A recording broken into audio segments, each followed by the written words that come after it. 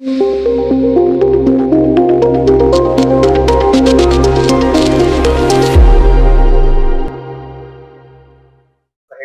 बरोबर नाही, तर हा गुंता कसा सोडवणार? हे कसं आहे, तीन पक्ष एकत्र येऊन जेव्हा निवडणूक लढवतात तेव्हा प्रत्येक पक्षाच्या कार्यकर्त्यांच्या महत्वाकांक्षा असणं, त्यांच्या अपेक्षा असणं 100% रास्त आहे. वर्षानुवर्ष कार्यकर्ते काम करत असतात आणि निवडणुकीच्या निमित्तानं या महत्वाकांक्षा पूर्ण होण्याचा त्यांचा एक प्रयत्न असतो. परंतु महाविकास आघाडी म्हणून निवडणुकीला सामोरं जात असताना किंवा या विधानसभा निवडणुकीला सामोरं जात असताना व्यापक हित समोर ठेवणं फार गरजेचं आहे. म्हणजे भारतीय जनता पक्षानं अत्यंत चुकीच्या अँगलने खरं तर बटेंगे तो कटेंगेचे पोस्टर लावलेले आहेत. पण जर त्या पोस्टरचा शांतपणे सगळ्या घटक पक्षांनी विचार केला तर तेही तितकंच खरं आहे की या पद्धतीने जर मतविभागणी झाली, मतविभाजन झालं, तर ज्यांनी शेतकऱ्यांच्या ताटात माती घालवण्याचं पाप केलेलं आहे, ज्यांनी माता भगिनींच्या सुरक्षेचा प्रश्न वाऱ्यावर सोडलेला आहे, बेरोजगारीच्या संदर्भात सगळे मोठमोठे प्रकल्प हे सारखे गुजरातला जात आहेत. म्हणजे की एका दृष्टीनं महाराष्ट्राची भाकरी खाऊन गुजरातची चाकरी जे करतात त्यांना मदत होईल अशा पद्धतीनं कोणताही महाविकास आघाडीचा घटक पक्षाचा कार्यकर्ता वागणार नाही असा मला विश्वास आहे. आणि त्यानुसार चर्चा सुरू आहे. 4 तारखेला आपल्याला यामध्ये अनेक बदल झालेले दिसतील. उभटा गटाचे माऊली खंडागळे हे अद्यापही अजून त्यांनी त्यांची भूमिका स्पष्ट केली नाही, मात्र त्यांनी अपक्ष उमेदवारी अर्ज भरला. काय वाटतं तुम्हाला, तुम्ही त्यांची नाराजी कशा पद्धतीने दूर करा? किंवा मला असं वाटतं की माऊली खंडागळे एक अत्यंत निष्ठावंत शिवसैनिक आहे, अत्यंत अभ्यासू कार्यकर्ता आहे. बाजार समितीच्या माध्यमातून काम करत असताना त्यांचा जो सखोल अभ्यास आहे तालुक्याच्या प्रश्नाचा आम्ही वारंवार पाहिलेला आहे आणि मला व्यक्तिगत त्यांच्याविषयी आदर आहे. आणि शिवसेनेचा आणि मातोश्रीचा आदेश हा ते 100% पाळतील असा मला विश्वास आहे. बाळासाहेब दांगट हे सर्वसामान्यांच्या व्यासपीठावर दिसले होते, त्यांच्याविषयी काय सांगा? मला वाटतं की या सगळ्या ज्या सुरुवातीच्या काळात जे होतं की मी जसं म्हणालो प्रत्येक पक्षाच्या कार्यकर्त्यांची इच्छा असणं, अपेक्षा असणं हे स्वाभाविक आहे. पण मातोश्रीकडून किंवा शिवसेनेचे संपर्क प्रमुख सचिन भाऊ आहेत यांच्याशी माझं सातत्यानं बोलणं सुरू आहे. आणि जिथे जिथे शिरूर लोकसभा मतदारसंघामध्ये पुणे जिल्ह्यामध्ये जिथे जिथे या अडचणीचे विषय असतील ते सोडवण्याच्या दृष्टीने आम्ही सकारात्मक पावलं टाकतो. दादा, नारायणगावचे उपसरपंच बाबू पाटे हे तुमचे अत्यंत जवळचे मित्र आहेत, तर त्यांची काय भूमिका, त्यांची तुम्हाला साथ लागणार तर कसं? नक्कीच गेले अनेक दिवसापासून ते माझे मित्र आहे. राजकीय जरी विषय बाजूला असला तरी एक मित्रत्वाच्या नात्याने मला असं वाटतं की ते लवकरच मला मदत करतील. गणेश कोडेंचं काय? 4 तारखेपर्यंत सगळ्यांनी थांबा, सगळं चित्र स्पष्ट होईल. साहेब, सांगली पॅटर्न चर्चेत होता, तसा जुन्नर तालुक्यातही असा काही पॅटर्न होईल अशी चर्चा आहे, काय सांगा? कसं होत आहे की सांगली पॅटर्न लोकसभेच्या निवडणुकीचा एकूण मूड वेगळा होता. लोकसभेच्या निवडणुकीची एकूण परिस्थिती सांगलीमधला जर सांगली पॅटर्न जर आपण बारकाईने बघितलं तर तो बारकाईने पाहिलेला आहे. आणि केवळ अपक्ष निवडून येणं म्हणजे सांगली पॅटर्न असं जर कोण म्हणत असेल तर त्यामध्ये फार मोठं अंतर आहे या दोन गोष्टींमध्ये. त्यामुळे सरसकट असा बिरुदावली आपल्याला लावता येणार नाही. मुळात महाविकास आघाडीच्या पाठीमागे आदरणीय शरदचंद्रजी पवार साहेब असतील, माननीय उद्धवसाहेब ठाकरे असतील, त्यांच्या पाठीमागं फार मोठ्या प्रमाणावर जनता आहे. सर्वसामान्य शेतकरी असेल, सर्वसामान्य तरुण असेल, हा प्रत्येक जण हा महाविकास आघाडीच्या पाठीमागे उभा आहे. त्यामुळे मला असं वाटत नाही की या पद्धतीचा कुठला पॅटर्न केवळ जुन्नर तालुक्यातच नाही तर अनेक ठिकाणी जरी दावा केला जात असला तरी हा पॅटर्न वर्क होत नाही. कारण हा पॅटर्नचा जे दावा करत असतील त्यांनी जर डेटा बारकाईने बघितला तर त्यांना सुद्धा याची कल्पना आलेली असते. निवडणूक निर्णय प्रक्रियेमध्ये तुम्ही जे तुमचा मोठा वाटा आहे किंवा कुणाला तिकीट द्यायचं त्याच्यामध्ये सुद्धा तुम्ही निर्णय प्रक्रियेत आहात. शिरूर लोकसभा मतदारसंघामध्ये याच्यामध्ये तुम्हाला वाईटपणा निश्चित घ्यायला लागलाय, त्याबद्दल काय? कसं असतं, जेव्हा तुम्ही निर्णय प्रक्रियेत असता तेव्हा you cannot please all the people all the time. तुम्ही सगळ्यांना कायम खुश ठेवू शकत नाही. तुम्हाला कुठेतरी निर्णय घ्यावा लागतो आणि निर्णय घेत असताना आदरणीय पवार साहेबांचं हेच कायम मार्गदर्शन आहे की निर्णय घेत असताना कधी कधी एखादा निर्णय त्यावेळी अप्रिय वाटत असतो, पण तो व्यापक हिताच्या दृष्टीने जर निर्णय घेतला गेला तर तो पुढे जाऊन निर्णय योग्य होता हे लोकांच्या जेव्हा लक्षात येतं तेव्हा ही आपलीच माणसं असतात. त्यामुळे वाईटपणा जरी म्हटलं, नाराजी जरी म्हटलं, ते आपलीच माणसं असतात. आपलीच माणसं नंतर जवळ घेतात आणि सांगतात ठीक आहे त्यावेळी परिस्थिती वेगळी होती, आता बदलली. शिरूर लोकसभेमध्ये 6 पैकी 6 सीट शिरूर लोकसभेमध्ये 6 पैकी 6 सीट नक्की. कोथरूडच्या सभेमध्ये आपण म्हटलं होतं की आता किरण प्रश्न विचारला मानाचं पान आणि आता माऊली शेठ असतील किंवा आशाताई असतील असे जे लोक उभे राहिले आणि असे माऊली शेठ उभे राहिले तर त्या संदर्भात काय सांगत? यामध्ये मानाचं पान ही जी संकल्पना याच्याविषयीची माझी भूमिका ही कायम तशीच आहे. कारण शिवसेनेने खूप चांगलं काम लोकसभा निवडणुकीला संपूर्ण 6 विधानसभा मतदारसंघांमध्ये शिवसेनेने फार चांगलं काम केलं. हडपसरला फार चांगलं काम केलं. भोसरीची तर संपूर्ण निवडणूक ही शिवसैनिकांनी खांद्यावर घेतली होती. खेड आळंदी असेल, आंबेगाव असेल, जुन्नर असेल, सगळीकडेच काम केलं. शिरूर हवेली असेल. मग या ठिकाणी उद्या सत्ता आल्यानंतर अनेक गोष्टी आहेत, पुढच्या अनेक निवडणुका आहेत. या सगळ्या निवडणुकांमध्ये विश्वासात घेणं ही फार महत्वाची गोष्ट आहे आणि तसं नक्कीच घटक पक्षांना विश्वासात घेऊनच या पुढच्या सगळ्या निवडणुका या नक्की लढवल्या जातील आणि त्यामुळे सर्वसामान्य शिवसैनिकांच्या ज्या अपेक्षा आहेत, म्हणजे मी जेव्हा जिथे जागा शिवसेनेला सुटली नाही तिथली ही गोष्ट आहे. खेड आळंदीमध्ये हीच गोष्ट राष्ट्रवादी काँग्रेस, शरदचंद्र पवार पक्ष असेल आणि काँग्रेस असेल यांच्यासाठी आम्हालाही करावी लागेल. तर या गोष्टी केल्या जातील. तहसीलदार पवार साहेब आणि खासदार साहेब स्वतः यांचा करिश्मा आपल्या सर्व भागात आहे किंवा पवार साहेबांना मानणारा वर्ग आहे, त्याचा कितपत आपल्याला फायदा होईल? उमेदवारच खरं तर पवार साहेब आहेत. सत्यशील सर उमेदवारच नाहीये. पवार साहेबांची सभा कधी होईल? खासदार साहेब ठरवतील. सतीश दादा, माजी आमदार बाळासाहेब दांगटांनी एक विधान केलं होतं, सतीश रावांनी कारखाना सांभाळावा, त्यांनी आमदारकीच्या नादी लागू नये. त्या विधानाबाबत काय सांगता? महाराष्ट्रातलं जर बघितलं तर फक्त विघ्नर कारखान्याचे चेअरमन असं आहे का ते आमदार नाहीत, बाकी सगळे आमदार आहेत. खासदार साहेब, गेले 2-3 दिवस झाले जुन्नर तालुक्यामध्ये डमी उमेदवारावरून मोठा गदारोळ माजलेला आहे. तुम्ही या एकूण प्रकरणाकडे कसं पाहता?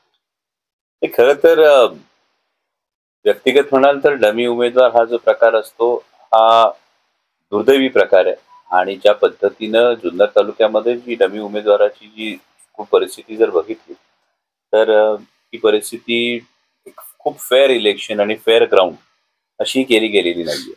त्यामुळे ज्यांनी फेअर इलेक्शनचं ग्राउंड कमी केलं त्यांच्याविषयी एक नाराजी, त्यांच्याविषयीचा एक रोष. कारण आपल्याकडे एक खूप साधी सरळ संस्कृती आहे. सरळ सरळ ललकारांसमोरासमोर लढा ना. पण या पद्धतीचं होत असेल तर लोकांमध्ये एक नाराजी असते. परंतु दुसरी बाजू हीच आहे की जसं आपण म्हणतो everything is fair in love and war, तर त्या पद्धतीनं हाही डावपेच काही जणांनी खेळलेला आहे आणि ज्यांनी हा डावपेच खेळलेला आहे त्यांना जनता काय कौल देते हे या समोरच्या येणाऱ्या काळात दिसेल. खासदार साहेब, आदिवासी नेते देवराम लांडे हे आपल्या संपर्कात होते, शरद पवार साहेबांना ते भेटून गेले. आता त्यांनी उमेदवारी अर्ज भरलाय.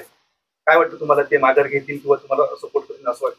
तर पुन्हा तोच विषय. देवराम लांडे एक अत्यंत धडाडीचं झुंजार नेतृत्व आहे आदिवासी समाजातलं आणि आदिवासी समाजासाठी आदरणीय पवार साहेबांनी काय काय केलंय याची त्यांना सुद्धा भरपूर व्यवस्थित जाण असेल. म्हणजे आदिवासींसाठी स्वतंत्र बजेटची तरतूद असणं असेल, तर बजेटमधल्या 9% निधी हा आदिवासी समाजासाठी राखीव ठेवणं असेल आणि असं असताना दुसरीकडे मात्र भारतीय जनता पक्षाच्या माध्यमातून आदिवासी समाजावर, म्हणजे जे आदिवासी समाजाला आदिवासी म्हणायला सुद्धा तयार नाही ते वनवासी म्हणतात, मग वनहक्कासारखे कायदे आणून त्यांना विस्थापित करण्याचे जे प्रयत्न करतात, या सगळ्या गोष्टींना आपला हातभार लागेल का प्रत्यक्ष अप्रत्यक्ष, याचा देवराम शेट्टी नक्की विचार करावा आणि त्यांनी महाविकास आघाडीच्या बाजूने ठामपणे उभं राहावं.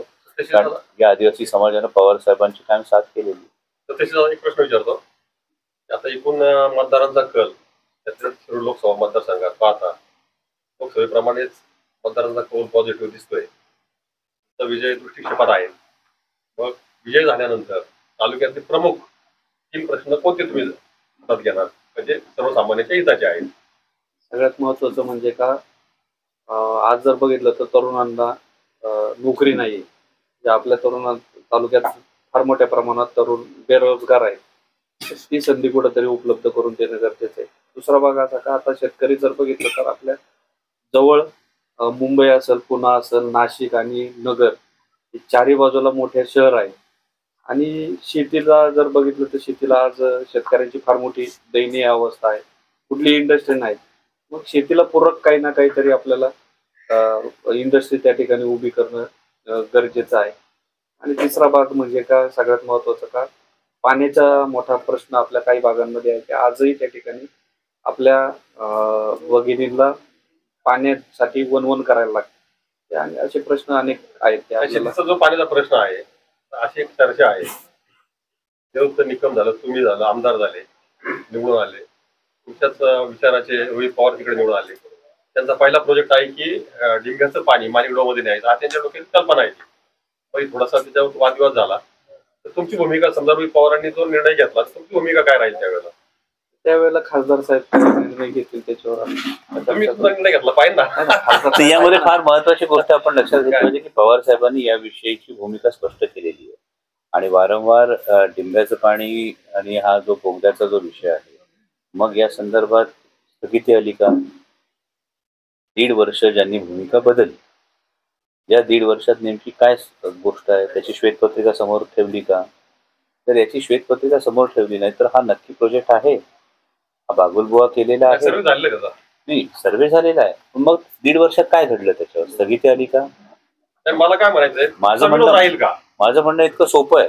आपलं पाणी पळवून नेण्यासाठी पाण्याचं इक्वल डिस्ट्रीब्युशन याच्यासाठी सगळ्यांची संमती असली पाहिजे, पण आपल्या हक्काचं पाणी जाऊ नये आणि आपल्या ज्या जमिनी बागायती आहे त्या जमिनी कोरड्या होऊ नयेत यासाठी तर 100% प्रत्येक लोकप्रतिनिधी हक्काने भांडणार, हे अगदी स्वाभाविक आहे. माझा प्रश्न तुमच्या प्रश्नाला धरून उलटा असा आहे की 1.5 वर्षापूर्वी या प्रोजेक्टसाठी ज्यांनी भूमिका बदलल्या त्यांची नेमकी अचिव्हमेंट काय ही त्यांनी आधी लोकांसमोर ठेवली पाहिजे. कारण आंबेगाव असेल, जुन्नर असेल, 2019 साली आदरणीय पवार साहेबांच्या नावावर, आदरणीय पवार साहेबांच्या पक्षाच्या नावावर लोकांनी मतं दिली. हे एवढं मोठं स्थित्यंतर करत असताना काही कारणं जी देण्यात आली, तर त्याची नेमकी परिस्थिती काही सुद्धा त्यांनी लोकांसमोर सांगून मग सामोरं जावं निवडणुकीला, ही सारी अपेक्षा आहे. तरी पण तुम्ही जो विषय आहे ना, विरोध राहील किंवा न राहील, आपलं पाणी आपलं पळून नेलं तर हक्काचं 100%. पाणी राहिलं पाहिजे एवढीच आमची भूमिका आहे. आणि तो जर कालवा झाला ना, हा जो भाग आहे बेल्ट कुंदळवाडी पर्यंत म्हणजे 55 किलोमीटर, आता पाण्याचा तुम्ही पूर्वीची परिस्थिती काय तुम्हाला माहिती, तुम्ही इथे राहा, तो जर बंद झाला किंवा त्याचं पाणी कमी सुटलं, आवर्तना पुरतं, तर संपूर्ण रिकॉर्ड पडणार आहे. ही समस्या मोठी आहे. त्या संदर्भात हा कालवा चालू राहणं महत्वाचं आहे. तो होणार किंवा न होणं हा पुढचा विषय. तो 100% आपलं त्यासाठी ही भूमिका शेतकऱ्यांच्या हिताची आहे. सत्यशील दादा, बिबट्याचा प्रश्न तालुक्यात खूप मोठ्या प्रमाणावर या ठिकाणी उपस्थित होत आहे. काही जणांना बिबट सफारी करायची आहे, काही जणांना बिबटची हद्दपारी करायची आहे. आपली नेमकी भूमिका काय आहे? तर तो त्याच्यामध्ये फार खूप मोठमोठे विषय, वेगळे विषय आहेत. ते सगळे वेगळे विषय एकत्रित करून त्याच्यातून आपल्याला मार्ग काढावा लागेल. आता बिबट्याच्या बाबतीत जर बघितलं तर तुम्ही सातत्याने पाहताय का आपल्याकडे खूप मोठ्या प्रमाणात हल्ले होत आहेत आणि प्रामुख्याने मी अनेक वेळेला शासकीय पातळीवर पण त्या बैठकांना हजर होतो. परंतु आता निवडणूक झाल्यानंतर आपण त्याच्यावरती एक योग्य ती दिशा ठरवून त्याच्यावरती आपल्याला कामकाज करावं लागतं. तर साहेब, तुम्हाला जे शिरूर लोकसभेबरोबर अन्यत्र सुद्धा प्रचारात जायला लागेल, कारण स्टार प्रचारक तुम्ही आहात. मग नेमकं हे सगळी सांगड कशी घालणार, कारण 1 तारखेला सगळ्या निवडणुका आहेत. फक्त आधीच्या एका प्रश्नाकडे येऊन जातो बिबट्याच्या संदर्भामध्ये, की बिबट्याच्या संदर्भामध्ये लॉंग टर्म, मिड टर्म आणि शॉर्ट टर्म अशा तिन्ही गोष्टी आपल्याला कराव्या लागतील. बिबट सफारी करून बिबट्याचा प्रश्न सुटणार नाही हे आता सगळ्यांना ठाऊक आहे. लॉंग टर्मसाठी बिबट प्रजनन नियंत्रणाचा आपण सातत्यानं प्रस्ताव करतो. दुर्दैवानं मागच्या काळामध्ये आपण एक जी सातत्यानं मागणी केली होती राज्य आपत्ती घोषित करणं, म्हणजे विद्यमान आमदारांनी सुद्धा यामध्ये जिल्हा आपत्ती फक्त घोषित करण्यात त्यांना यश मिळालं. स्वतः माननीय उपमुख्यमंत्री अजितदादा पवार यांनी अत्यंत थट्टेच्या सुरात बिबट्याच्या संदर्भामध्ये भाष्य केलं होतं. मी आपल्या सगळ्यांना आठवण करून देऊ इच्छितो. माननीय आमदार महोदयांकडून ही अपेक्षा होती की त्यावेळी त्यांनी अजितदादांना त्या बिबट्याच्या प्रश्नाच्या संदर्भातलं गांभीर्य हे खरं तर सांगायला हवं होतं. वारंवार जे बळी जातात असं असताना आदरणीय दादांनी अत्यंत टिंगलीच्या स्वरूपात हा विषय मांडला होता. याला आपण सगळेजण नक्कीच साक्षीदार आहात.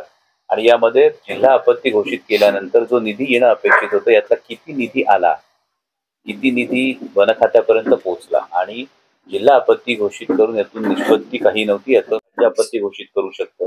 तर महाराष्ट्र बिबट्याच्या संदर्भात जुन्नर वन विभागामध्ये राज्य आपत्ती का घोषित करत नाही, हा एक फार महत्वाचा प्रश्न. हा मिड टर्मचा विषय आहे. आणि शॉर्ट टर्मचा जो विषय आहे तो म्हणजे आता जे काही वन विभागाचे प्रयत्न सुरू आहेत त्यामध्ये रेस्क्यूची संख्या वाढवणं किंवा इतर जे अनायडर वगैरे सारखे ज्या गोष्टी आहेत याचा जास्तीत जास्त वापर करणं हे महत्वाचं आहे.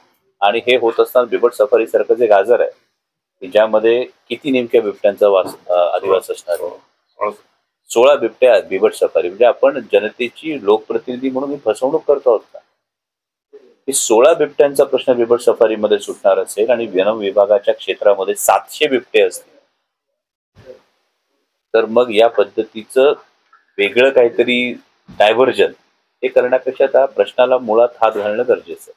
आणि तुमचा दुसरा जो प्रश्न आहे की हो नक्कीच राज्यभर फिरायचं, एकूण 87 जागा राष्ट्रवादी काँग्रेस शरदचंद्र पवार पक्ष लढतो आणि हा एवढ्या 87 जागा लढत असताना दिवसाला अनेक सभा कराव्या लागतील.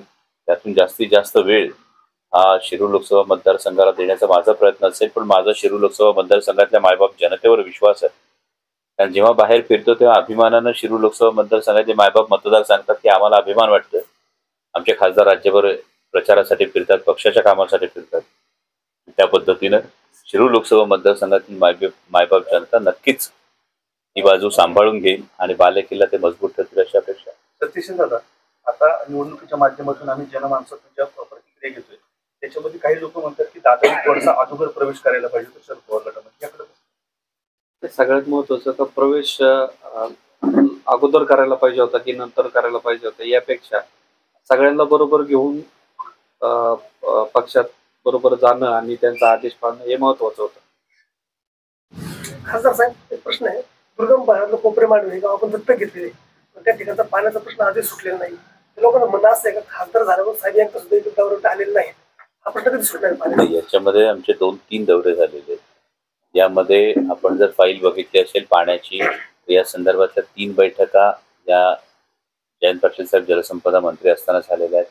त्यानंतर तिथल्या ज्या बंधारे आहेत, ते 3 बंधारे जे करायचे, या बंधाऱ्यांचा निकष बदलण्यासाठी म्हणजे मी तत्कालीन पालकमंत्री आणि आत्ताचे पालकमंत्री यांना किमान आत्तापर्यंत 8 ते 10 पत्र पाठवलेली आहेत की आपला उतार आहे, उतार असल्यामुळे पाणी जेवढं साठतं आणि त्यासाठी खर्च जेवढा येतो याचा निकष बदलावा लागतो.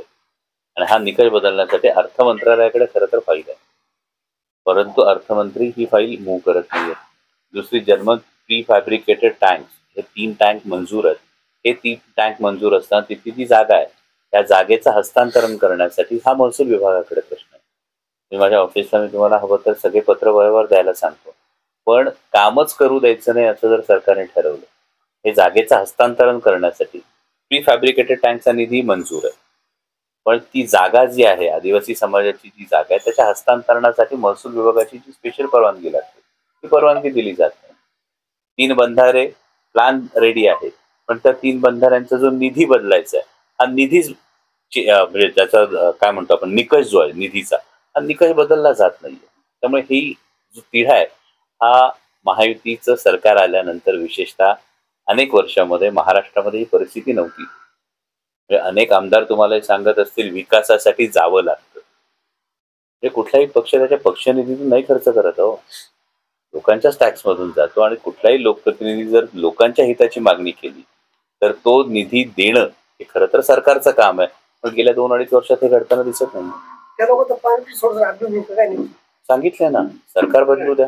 खासदार साहेब ते म्हणणं बरोबरच होतं. त्यांचं म्हणणं काय आहे का खासदार झाल्यापासून एकदा आले नाही किंवा येतच नाही, आणि ही अख्ख्या मतदारसंघात ओरड आहे तुमच्याबद्दल. खासदार साहेब तुम्हाला डायरेक्ट लोक बोलतील नाही बोलतील, तुम्ही राज्याचे नेते आहात बरोबर आहे, परंतु होती काय गंमत खासदार साहेब का तुम्ही नका लोकांच्या सुखदुःखात सहभागी हो, पण जे सार्वजनिक कार्यक्रम आहेत पक्षाचे, कोणत्या लग्नाला येऊ नका, अंत्यविधीला येऊ नका, दशक्रियांना, पण जे सार्वजनिक कार्यक्रम आहेत पक्षाचे म्हणा किंवा असे वेगवेगळे, तिथे तुमची उपस्थिती नसते, अशी लोकांमध्ये चर्चा आहे.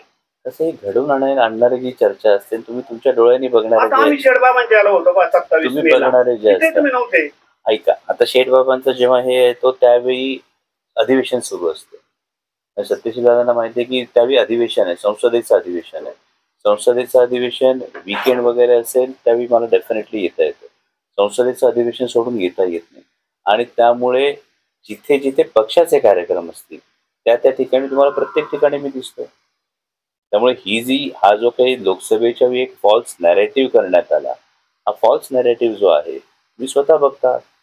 आता परवाच्या बैठकीला सुद्धा मी आहे, त्याच्या आधीच्या बैठकीला सुद्धा मी आहे. त्यामुळे हे जे सार्वजनिक कार्यक्रम आणि पक्षाचे जे कार्यक्रम आहेत याला सातत्यानं तुम्हाला मी दिसतोय. आणि हे दिसत असताना तुम्हाला मी जेवढा जुन्नरमध्ये दिसतोय, तेवढाच आंबेगावमध्ये दिसतोय, तेवढाच खेडमधल्या कार्यक्रमांना दिसतोय. आधीची संपूर्ण शिवस्वराज्य यात्रा तुम्ही मला एक सांगा, आधीच्या तुमचा कुठला लोकप्रतिनिधी 7,500 किलोमीटर फिरून 67 विधानसभा मतदारसंघ कव्हर करून तो त्याच वेळी दुसरीकडे असू शकतो का हो? आपण आपल्याला समोर ही परिस्थिती आहे की गेले 2 महिने जवळपास आम्ही 7,500 किलोमीटर फिरलोय. आम्ही 67 विधानसभा मतदारसंघांमधून जाऊन आलोय.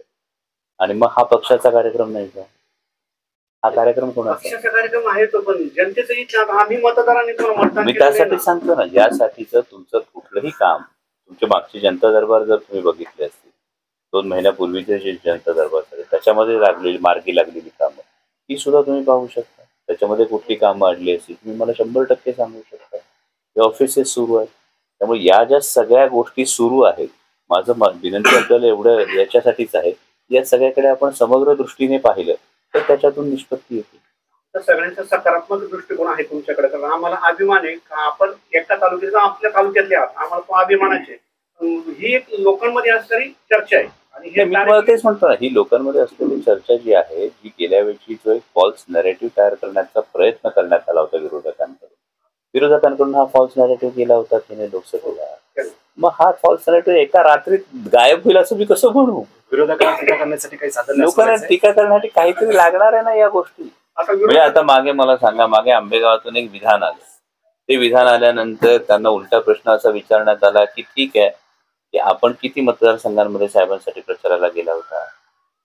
त्यानंतर 2 दिवसांनी माफीनामा आला. मी त्याच्यात कुठेही नव्हतो. बरं, हा प्रश्न विचारणारे सर्वसामान्य जनताच होती. त्यामुळे लोकसभेला दत्तक घेतलेल्या गावामध्ये लोकांनी आता मध्यंतरी पाण्याच्या प्रश्नासाठी आंदोलन केलं होतं ना, ते असे म्हटलं ते आमचा पाण्याचा प्रश्न आमच्या म्हणजे आतापर्यंत सुटलेलाच नाही स्वातंत्र्यापासून आजपर्यंत. आणि जर नाही सुटला तर आम्ही मतदानावर बहिष्कार टाकला होता. आपल्यापर्यंत आलते कधी म्हणतो आम्ही मतदानच करणार नाही, बहिष्कार टाकणार आहे असं त्या लोकांनी आंदोलन केलं. आपल्यापर्यंत संबंध होतं. आपल्यापर्यंत एक मिनिट आपल्यापर्यंत त्याची मतदानाची आकडेवारी आली का? नाही ते लोक म्हटली आपल्यापर्यंत त्याची आपल्यापर्यंत त्याची आता लेटेस्ट झाले. माझी खासदार असं म्हणाले का बाबा प्रेस मला म्हणून तुम्ही त्याची माहिती घ्या. प्रेस म्हणून तुम्ही जर हे सगळे प्रश्न असतील तर जांभुळशी मध्ये 7 मतं विरोधात. ऐका ना, कोपरे मांडवेमध्ये एकूण फक्त 50 मतं विरोधात आहेत. कारण या सगळ्या लोकांना माहिती आपण जेन्युअनली प्रयत्न काल करतो. रात्री मी कोपरे नाही ना, असं नाहीये. सरकारने त्याला जी मान्यता देणं गरजेचं आहे, त्याचा जो बंधार आहे त्या बंधाऱ्यांचे निकष बदलणं गरजेचं आहे. हे निकष अजून बदलले गेलेले नाही. हे निकष बदलणं माझ्या हातात नाही, हे निकष बदलणं राज्य सरकारच्या हातात. आपण या संदर्भात पूर्णपणे मांडणी केलेली वित्त विभागाच्या हातात हे निकष बदलणं. हे निकष अजून बदललेले. जर्मन प्रीफॅब्रिकेटेड टँकच्या जागा उपलब्ध करून देण्यासाठी महसूल विभागाची परवानगी आदिवासी समाजाच्या जागा या हस्तांतरित करण्यासाठी आपल्यालाही माहिती ही परवानगी महसूल विभाग देत नाही. त्यामुळे पाण्याचे प्रश्न सोडवण्यासाठी जे 2 महत्वाच्या गोष्टी आहेत यासाठी आपण हे करतो. तिसरी गोष्ट आहे ती MI टँकची जी आहे, ती MI टँकच्या संदर्भामध्ये बैठका झाल्यानंतर आता कृष्णा खोऱ्याच्या वॉटर अकाउंटमध्ये आपल्याकडे वॉटर अकाउंटमध्ये पाणी शिल्लक नाहीये. त्यामुळे थेट आपण MI टँक करू शकत नाही. त्यासाठी आपण ड्रिप इरिगेशनच्या माध्यमातून किती पाणी वाचलंय याचा अहवाल मागितलेला. सो या सगळ्या गोष्टी सायमल्टेनियसली सुरू आहेत. तिसरी महत्वाची गोष्ट आपल्या निदर्शनास आणून देऊ इच्छितो की संसद आदर्श ग्राम या योजनेमध्ये माननीय मोदी साहेबांनी 1ही रुपयाचा विशेष निधी, विशेष तरतूद ही संसद आदर्श ग्रामला केली जात नाही. आपण याची संपूर्ण माहिती घ्या. संसद आदर्श ग्रामला अशी कोणतीही तरतूद केली जात नाही. आणि त्यामुळे अनेक खासदारांनी नंतर ही संसद आदर्श ग्राम योजनेतून ऑप्ट आउट केलं की आम्हाला हे नकोय. जलजीवन मिशन आता काम चाललंय, मग तिथपर्यंत काय पोहोचणार? जलजीवन मिशन सर तुम्हाला पुन्हा ते सांगतो की जलजीवन मिशनचं पाईप टाकणं एक वेगळी गोष्ट आहे, त्याला वॉटर सोर्स अवेलेबल असणं एक वेगळी गोष्ट. त्याला वॉटर सोर्स आहे. आंबेगाव तालुक्यामध्ये आपण एका भाषणामध्ये घोषणा केली होती की देवदत्त निकम हे आमदारकीचे उमेदवार असते आणि त्यानंतर शिवसैनिक आपल्या विरोधात गेले होते. आताची परिस्थिती काय? नक्की शिवसेना आंबेगाव तालुक्यामध्ये परवा तुम्ही बघितलं असेल, शिवसेनेचे जिल्हा प्रमुख सुरेशभाऊ भोर स्वतः या संपूर्ण निवडणूक अर्ज भरण्याच्या प्रक्रियेत सुद्धा होते. आणि शिवसेनेची पूर्ण सपोर्टिव्ह भूमिका ही संपूर्ण मतदारसंघामध्येच असणार आहे. आणि जे काही थोडे बहुत गोष्टी अजून आयन आउट करायच्या असतील त्यासाठी उद्या मी आणि सचिन भाऊ अहिर, शिवसेनेचे संपर्क प्रमुख उपनेते सचिन भाऊ अहिर अशा आम्ही संयुक्त बैठका करणार आहोत. साहेब, एक शेवटचा प्रश्न. राष्ट्रवादी काँग्रेस पक्षामध्ये विभाजन झाल्यानंतर अनेक घडामोडी झाल्या. आता निवडणूक होणार आहे. काय वाटतं तुम्हाला, निवडणुकीनंतर अजित पवार आणि शरद पवार एकत्र येऊ शकतात असं वाटतं? लोकसभेनंतर तुम्हाला निकाल मिळाला की राष्ट्रवादी कोणाची? लोकसभेनंतर एकीकडे 80% रिझल्ट हा आदरणीय पवार साहेबांसाठी आहे. आणि जेमतेम मला वाटतं 5 पैकी एकच जागा, 5 मधली एक जागा सोडावी लागली होती त्यांना. त्यातली जेमतेम एक जागा, म्हणजे जेमतेम 20% किंवा फार तर तुम्ही 4 मध्ये 1 म्हणला तर 25% हा स्ट्राईक रेट अजितदादांच्या पक्षात. त्यामुळे सर्वसामान्य महाराष्ट्रानं हा कौल दिलेला आहे की राष्ट्रवादी कोणाची. आणि त्यानंतर मला वाटतं की पुन्हा मग वेगळ्या गोष्टी, मग जर हे करायचं असेल तर कशासाठी ही एवढा ताण आहे. म्हणजे मी जुन्नरच्याही विद्यमान लोकप्रतिनिधीनं जे आवाहन केलं, जर राष्ट्रवादी एकसंध होती तर 84 वर्षाचा योद्धा उन्हाची पर्वा न करता, प्रकृतीची पर्वा न करता लोकसभा निवडणुकीला जेव्हा जंग पछाडत होता, जेव्हा आदरणीय पवार साहेब या सगळ्या गोष्टी रणधुमाळीमध्ये स्वतःला झोकून देत होते, त्यावेळी का सावली धरायला तुम्हाला यावंसं वाटलं? का असं वाटलं नाही की 2 पावलं आम्ही चालतो? अनेक जण अशा लोकसभेला एकत्र येतील म्हणून, आणि विद्यमान आमदार स्वतः तेच सांगतात की दोन्ही राष्ट्रवादी वेगळ्या नाही, त्या दोन्ही एकत्र येतील. कसं आहे, लोकसभेला सर्वसामान्य जनतेने पूर्णपणे नाकारल्यानंतर एक नॅरेटिव्ह देण्याचा हा प्रयत्न त्यांच्या सल्लागार कंपनीकडून होण्याचा आपल्याला सगळ्यांना दिसतो. त्यामुळे त्या सल्लागार कंपनीने कदाचित हे सांगितलेलं आहे की सर्वसामान्य जनतेनं तुम्हाला पूर्णपणे नाकारायचं ठरवलंय. कारण तुम्ही कोणत्या गोष्टीसाठी गेलात त्याचं कारण तर सांगा. तुम्ही 1.5 वर्षांपूर्वी जी भूमिका बदलली, ती भूमिका का बदलली? ती भूमिका बदलत असताना लोकसभेमध्ये पवारसाहेबांनी संपूर्णपणे पवारसाहेबांना लोकांनी मत द्यायचं ठरवलेलं आहे. आणि त्यामुळे हा एक नॅरेटिव्ह तयार करण्याचा प्रयत्न आहे. मुख्यमंत्री विधानसभेला स्ट्राईक मुख्यमंत्री कोणत्या पक्षात होईल? अजून म्हैस पाण्यात मोठ कशाला करायचं वाजा? आणि निवडणूक होऊन जाऊ द्या. महाविकास आघाडी सत्तेत येणार तर मुख्यमंत्री कोणत्या पक्षात? निवडणूक होऊ द्या. यामध्ये विनाकारण या पक्षात आणि त्या पक्ष, यापेक्षा महाविकास आघाडी सत्तेत येणं जास्त गरजेचं आहे. आणि मुख्यमंत्री सर्वसामान्य महाराष्ट्राच्या जनतेच्या हिताचा विचार करणार असला पाहिजे, मग तो कोणताही पक्ष. असं म्हटलं होतं की मी अजितदादा पवार गटामध्ये यासाठी गेलोय की विकासाचा निधी हा तालुक्यामध्ये आणायचा, यासाठी ते गेले असल्याचं म्हणणं होतं. अरे त्यांचं म्हणणं, आपण त्यांना हा प्रश्न विचारला पाहिजे. मला असं वाटतं की केवळ निधी पलीकडे जाऊन सुद्धा निष्ठा, तत्व, स्वाभिमान याला शिवजन्मभूमीची जनता जास्त महत्व देते आणि ती त्याला प्राधान्य देते. विद्यमान आमदार असे म्हणाले की मी अजितदादा पवारांचा उमेदवार आहे, परंतु शरद पवार साहेबांचा मला आशीर्वाद आहे. या गोष्टीकडे आपण कसं पाहताय? मतदारांना संभ्रम निर्माण करायचंय? मला असं वाटतं की विद्यमान आमदार सर्वसामान्य जनतेला अशा पद्धतीने संभ्रमित करण्यापेक्षा सर्वसामान्य जनतेला पुरेपूर ठाऊक आहे. त्यामुळे कोणाचा आशीर्वाद कोणाला आहे हे जनतेला पुरेपूर ठाऊक आहे. आणि जर असं विद्यमान आमदाराचं म्हणणं असेल तर आदरणीय पवार साहेबांच्या सभेच्या दिवशी तो आणखी स्पष्ट ती गोष्ट होऊन जाईल. प्रचारासाठी कोण कोण नेते येणार आहेत? प्रचारासाठी जुन्नर विधानसभेसाठी कोण कोण येणार आहे? प्रचारासाठी आता सगळं आमचं एकूण प्लॅनिंग सुरू आहे आणि साधारणतः 5 तारखेला याचं संपूर्ण स्वरूप हे तयार होईल. आता आम्ही पूर्ण प्लॅनिंग करतोय संपूर्ण प्रचाराचं. आणि 5ला मी स्वतः नागपूरला आहे. काटोल, नागपूर, मोर्शी आणि हिंगणा अशा ठिकाणी त्या सगळ्या सभा आहेत. आणि त्या दरम्यान मात्र संपूर्ण प्रचाराचं एकूण नियोजन कळेल. ठीक आहे. जास्तीत जास्त आभार माना रत्नाकर सर, आभार माना पत्रकारांच्या वतीने. तुम्ही